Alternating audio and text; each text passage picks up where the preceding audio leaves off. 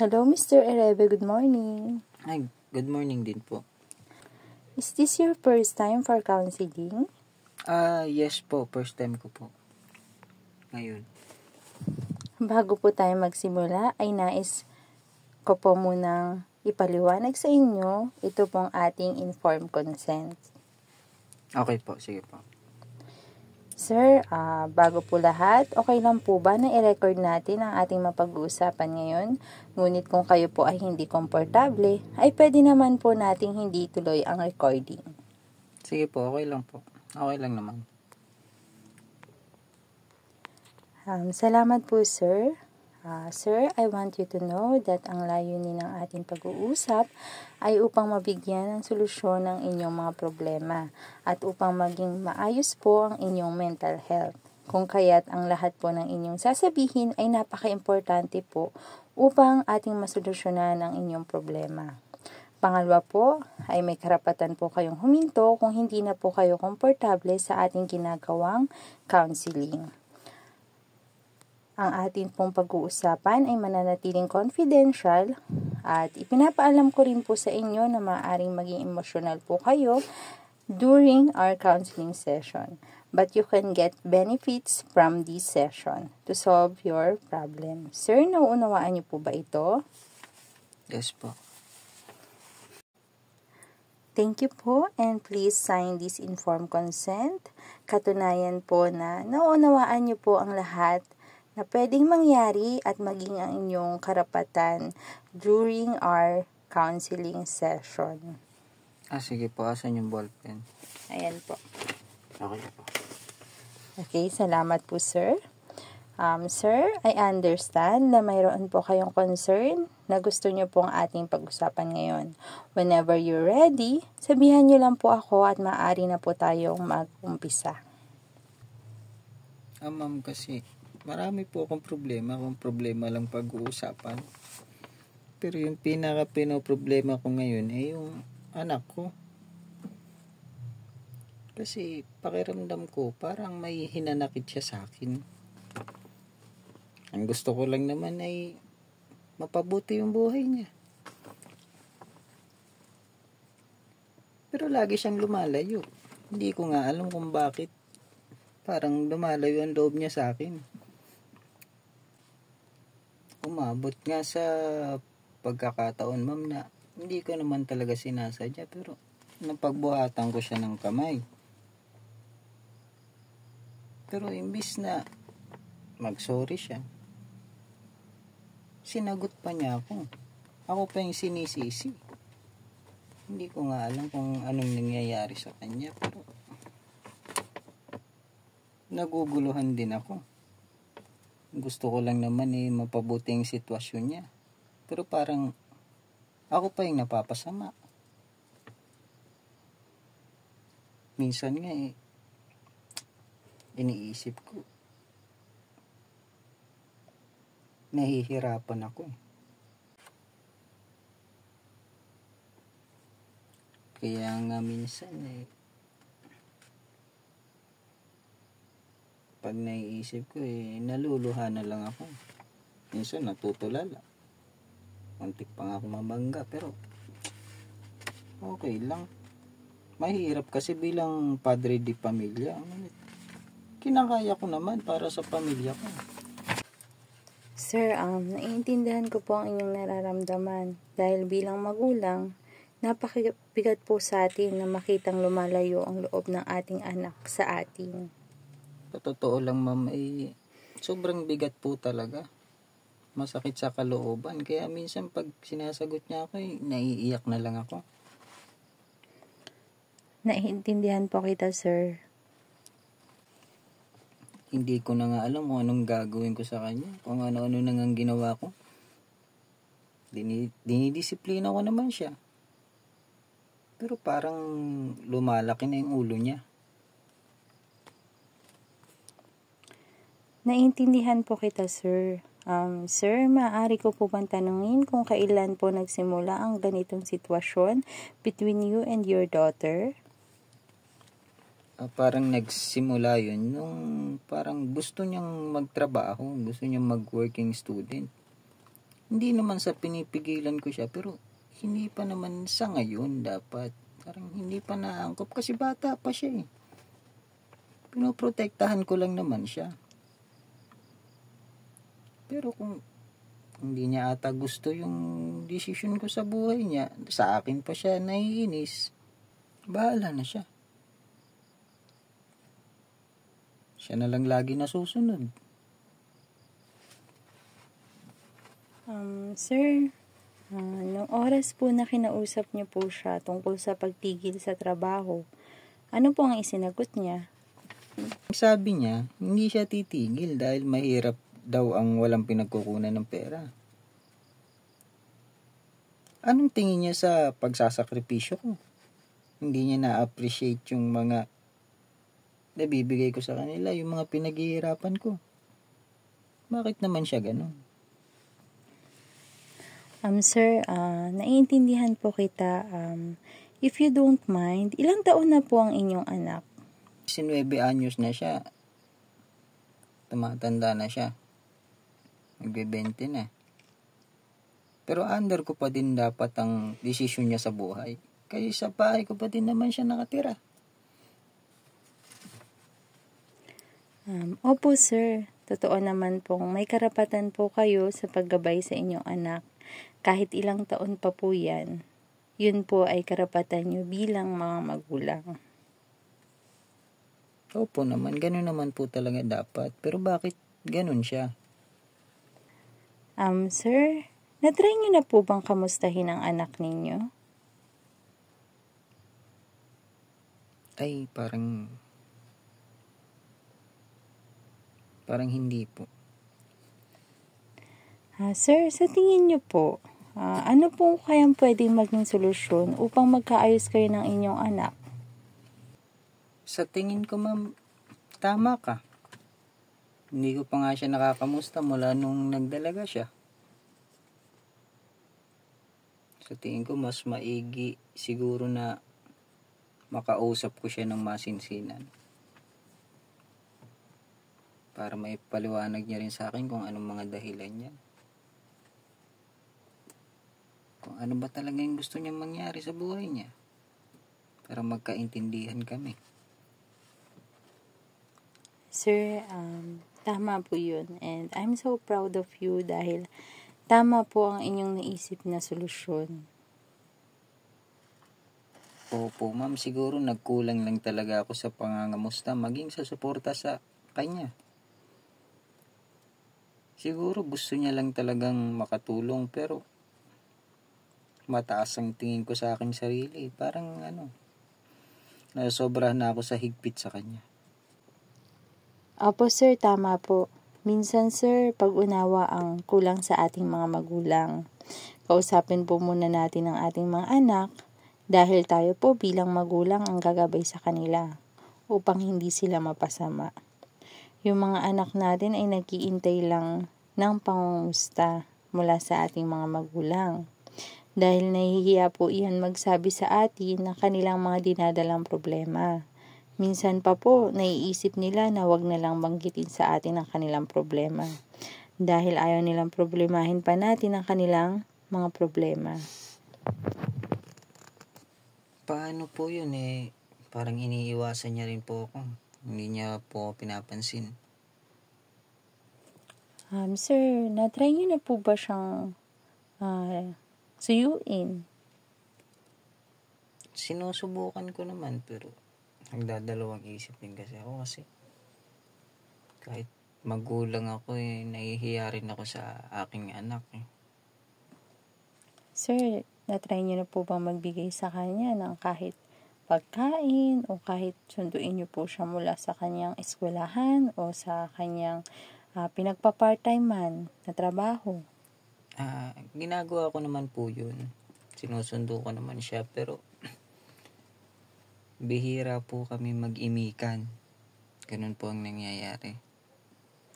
Sir, lapitan niyo po siya. Antayin niyo po na ma-appreciate niya yung mga ginagawa niyo. Dahil balang araw po, mapapansin niya po yung mga efforts niyo. Siguro nga po kung ganun lang po sana kadali na gawin yun. Gagawin ko.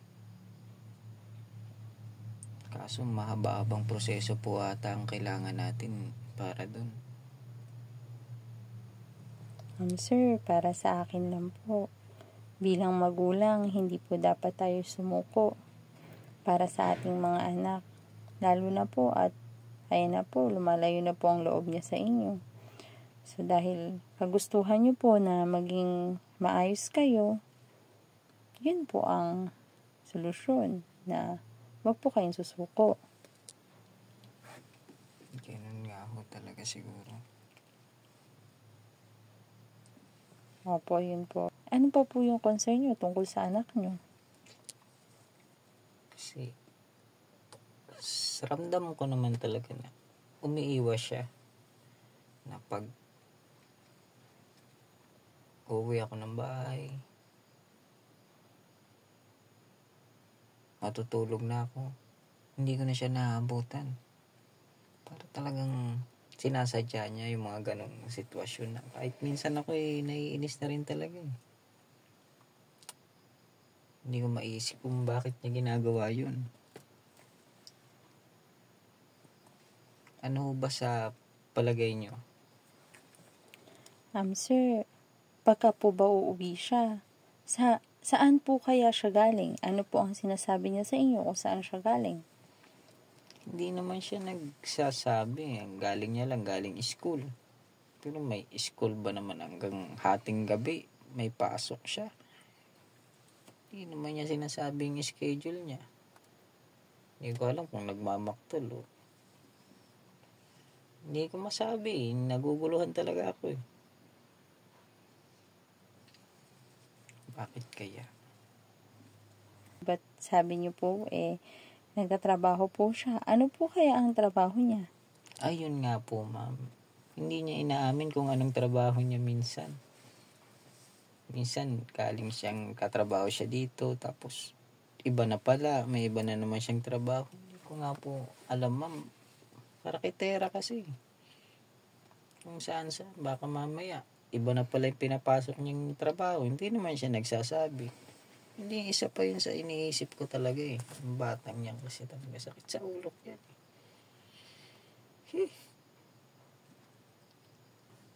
Na-try niyo na po bang makausap ang mga kaibigan niya o sino man po ang malapit sa kanya na baka po may napagsasabihan siya kung ano po ang trabaho niya? Ay, yung mga kaibigan niya na yan. Kasabot niya yan, sigurado ko. Walang magsasabi niyan kung ano man yung ginagawa niyang batang yan. Sir, kung wala po kayong tiwala sa inyong anak, paano po natin maayos ito? Yun nga, ma'am. Napaisip din ako sa sinabi mo.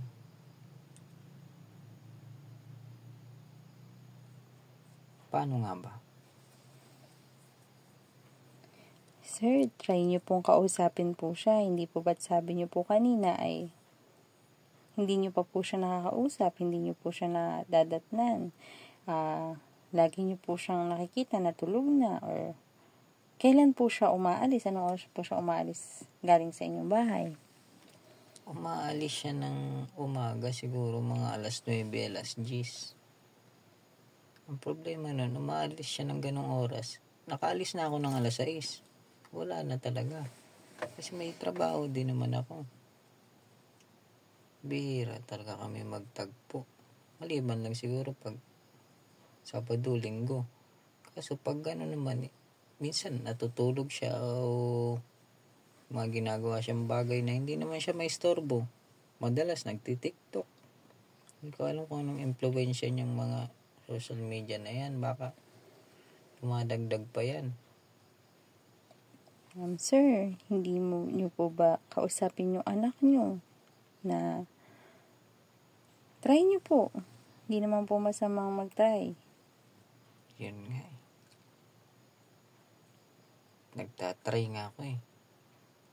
Kaso hanggang try lang talaga eh. Hindi talaga kami nagkakausap ng masinsinan eh. Pero susubukan ko. Susubukan ko naman. Kapag po ba tinatry niyo, sir, ano po ang nangyayari? Madalas, nag-aaway kami. Kasi mataas na nga ang pride ko. Mataas din ang pride ng anak ko. Mana nga sa akin minsan eh. Pero wala tayong magagawa. Ganun talaga ang panahon. Hirap kasi. Bilang magulang talaga, mahirap na ma-under ka ng anak mo. Siyempre, ikaw nagpalaki dun eh.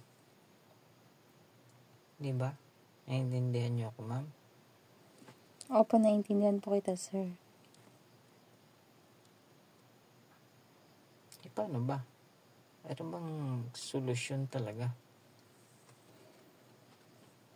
Sir, sa tingin niyo po, ano po ang pinakamabisa na solusyon? Ang pinakamabisa talaga siguro makapag-usap talaga kami sa papaanong paraan. Kaya, Sir, tulad nga ng sabi niyo, mahilig po siya mag-TikTok. Hindi po, itry niyo po siyang suportahan.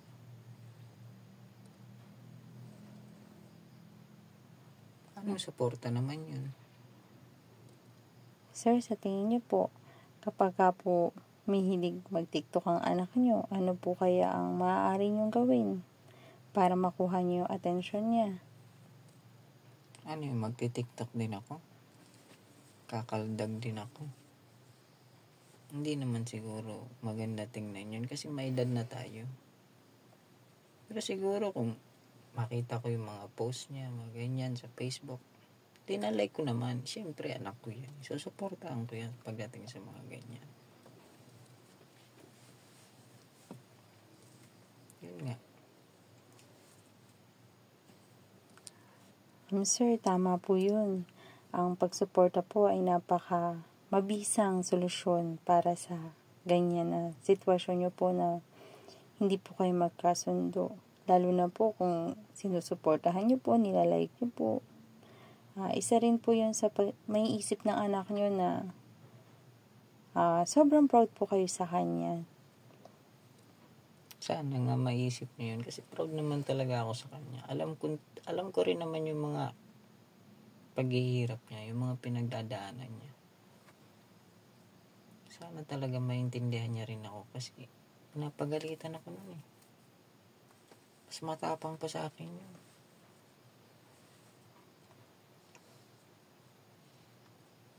Nai-stress na din ako pero tahimik lang tayo. Chill lang. Sir, sa tingin nyo, bakit po kaya ganun yung nangyari o bakit po ganun yung ginagawa ng anak nyo sa inyo? Hindi ko din alam. Siguro hindi kasi talaga siya nagsasabi. Baka may problema siya. Kung sa pag-aaral niya, sa trabaho niya o sa lalaki, hindi ko masabi. Pero ang gusto ko kasi, una siyang magsabi sa akin. Kasi pakikinggan ko naman siya.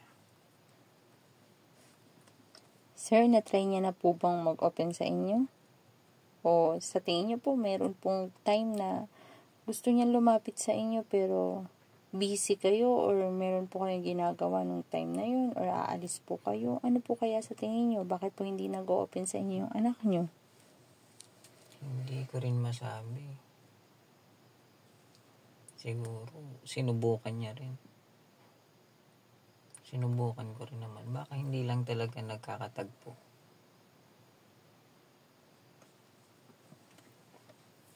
Siguro may panahon na dadating para dyan.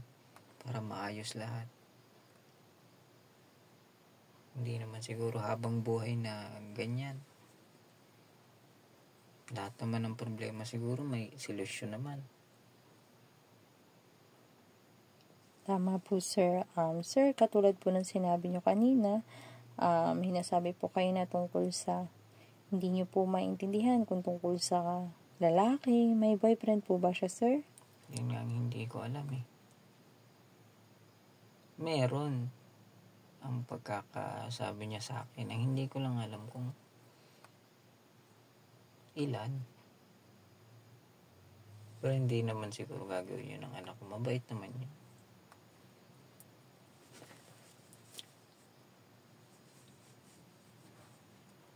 Hindi pinapatawa lang kita kasi masyado seryoso kasi yung pinag-uusapan natin eh.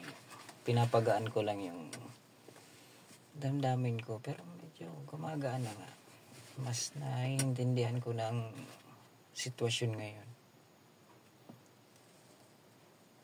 Opo, sir.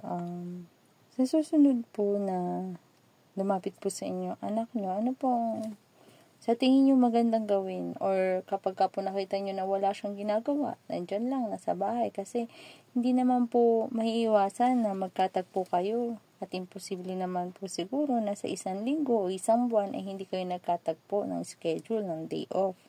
Sa tingin nyo, sir, anong pinakamabisang solusyon para maging maayos kayong dalawa? Siguro sa una, idadaan ko lang sa biro. Ganyan. Pagagaanin ko yung loob niya sa akin. Hanggang sa unti-unti na siyang mag-open sa akin. Mag-uusap na kami. Makakapag-usap na kami ng maayos.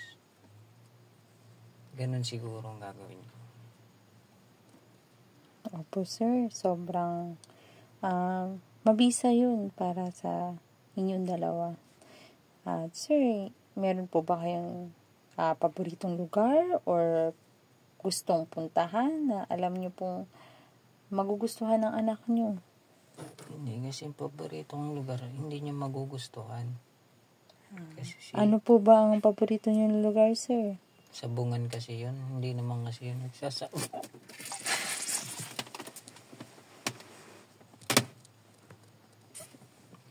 Hindi naman kasi yun nagsasabong. Pinapatawa ko lang ulit kayo ayun na nga. Pero siguro, mas maganda siguro kung mamasyal kami isang araw. Yan. Sir, if you don't mind, meron pa po ba siyang ibang kapatid? Ay, kung kapatid, meron pa. Siyempre naman, masipag tayo sa ganyan. Meron pa siyang kapatid na 3.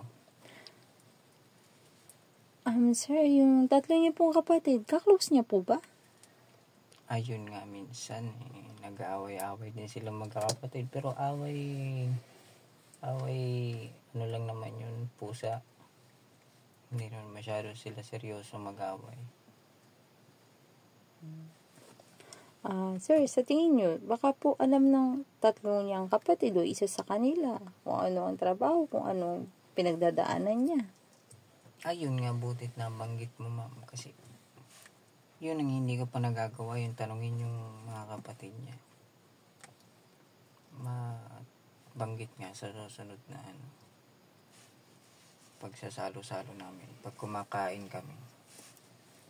Sir, yung asawa niyo po, sir, alam po ba niya ang sitwasyon?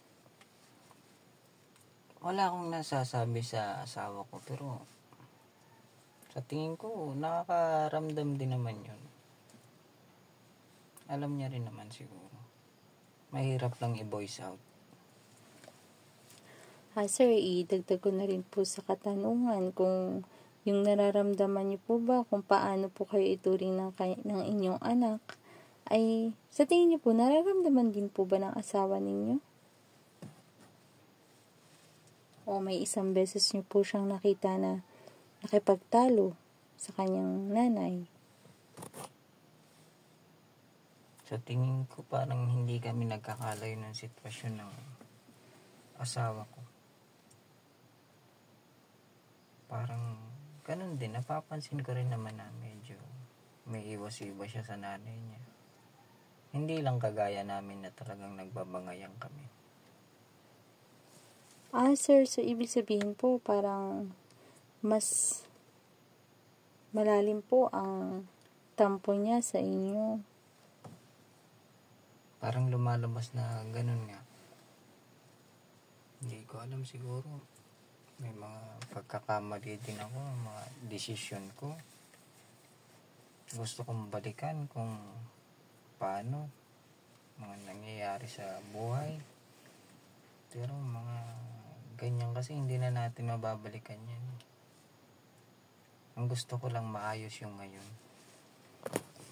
Opo, sir. Tama po yun. Sir, tanungin ko lang po kung sa trabaho niyo po ba nai-stress kayo or meron po kayong pinagdadaanan na bukod sa kaibigan or mas siguro po sa trabaho? Ay, hindi naman ma'am kasi marami naman akong customer. Sir, ano po ang trabaho ninyo? Macho dance. Ay, hindi ma'am. Pinapatawa ko lang ulit. Kasi bumibigat na naman kasi mami. Ikaw kasi mami, tanong ka ng tanong eh. So, ano ko siguro nangungontrata ako ng mga building. Yan, contractor. Sir, so contractor po pala kayo. So, malapit din po kayo sa stress dahil ang pagkakaalam ko po pag contractor mabilisan or halimbawa po kailangan nyo pong matapos, magagalit yung pinaka nagbigay ng kontrata sa inyo dahil hindi matapos-tapos yung kontrata. Tama po ba, sir? Ganun nga po nga minsan nadidelay ako sa gawa, nagagalit yung boss ko. Minsan, sa dala din ng problema sa bahay namin, ako yung nagagalit sa boss ko. Pero, nagagawa naman ng paraan. Sir, may isang beses po ba na sobrang stress na po kayo sa trabaho, tapos pagka-uwi nyo po ay napagpuntunan nyo po ang anak ninyo? May mga sitwasyon na nagkakapatong-patong ang problema, pero iniiwasan ko kasi rin talaga yung ganun. Ang pangyayari na pagbuntunan ko siya, pero nga dahil nga sa sunod-sunod ng problema, nadadamay siya. So ibig sabihin, sir, dala rin po ng problema ninyo sa trabaho ay nadadala nyo po sa inyong tahanan, kung kaya't hindi po kayo nagkakaayos minsan ng inyong mga anak? Siguro nga po, ma'am. Nadadala ko nga siguro. Ayun, sir, ano po sa tingin yung pinakamabisang solusyon para sa ganong sitwasyon po na yung emosyonal na nararamdaman nyo po galing trabaho ay hindi nyo na po madala sa inyong tahanan o hindi nyo na po mapagpuntunan ng inyong mga anak? Siguro kailangan natin baguhin ng mindset. Ayusin natin. Ayun, sir, mabisa din po yun. Sa tingin nyo po, ano pa pong ibang solusyon? Kailangan maging siguro positive ang pananaw. Dapat lagi ka ng positive. Huwag kang padadala sa kung anumang problema yan. Tama, sir. Sir, kapag ka po ganun po, tama po yung naging desisyon nyo na talaga pong baguhin ang mindset, no po? At mas maganda po na kapag ka po ganyan, kapag ka po nasa trabaho kayo, ay ayusin na po muna natin yung problema bago tayo umuwi. It means, bago po tayo makarating sa ating bahay, pakalmahin na po natin yung sarili natin at isipin po natin na iba po yung kaharap natin sa ating tahanan. Tama po ba, sir? Tama po, ma'am. Malaking tama po yun. Ayun, sir.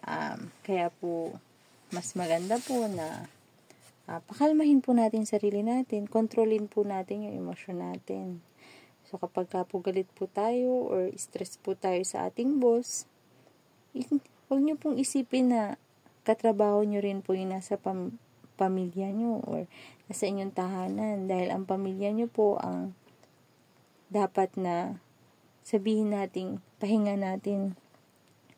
At mas maganda, sir, ay wag po tayo mag-overwork para sa akin lang po, advice ko lang po sa inyo.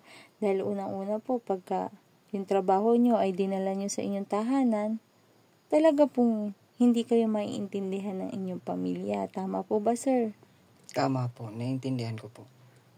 Okay po, sir. Sa ngayon, sir, ano po ang sa tingin yung pinakamagandang solusyon sa lahat-lahat ng problema ninyo, maging sa inyong tahanan at sa iyong anak? Ang solusyon ko para dyan ay tamang approach siguro na masaya, na hindi ko muna pag-uusapan ng problema. Pag-uusapan muna natin yung masasayang bagay. Mas maganda pa nga na yung mga ganyang mga pangyayari, kalimutan na lang natin, palitan na lang natin ng panibagong alaala na masaya eh. Diba, ma'am? Tama, sir. Siguro ganun. And sir, last na, sir, meron po ba kayong time ng family bonding? Gagawa natin yan ng paraan. Siguro, pupukusan ko yan. Magkaroon ng ganyan. Ayun, sir, maganda po yun na maging solusyon sa inyong problema. At kapag po nagkaroon kayo ng family bonding, mas lalalim po ang inyong samahan. At lalo na po, hindi na po mahihiya sa inyong anak dahil nagkaroon po kayo ng closeness sa isa't isa. Tama po ba, sir? Tama po yan, ma'am. Ayun, sir. Salamat, sir. Salamat po, ma'am. Ay, salamat po, ma'am. Ngayon, naiintindihan ko na kung bakit ganun ang determinasyon ng aking anak. Gusto talaga niyang magtrabaho. May isa pa akong maling nagawa sa kanya dahil may pagkakataon na sinabihan ko siyang nag-iinarte lang. Sinabi kong ang laki ng problema niya. Pero sa susunod, makikinig na ako. Mas uunawain ko na siya. Ayun po, sir, tama po yun. Importante po talaga ang pakikinig sa problema ng ating mga anak upang mas lumalim pa po ang inyong pagsasama. At sir, kapag po nakikita nyo na malungkot ang inyong anak, mas maigi po na kamustahin niyo po siya. O kahit po hindi niyo siya nakikitang malungkot, pagka uwi niya po galing eskwelahan or trabaho, kamustahin niyo rin po siya, sir. Dahil ang ating mga anak ay minsan nahihiya lang, nag-aantay lang na kamustahin natin sila. Ganun nga po, ma'am.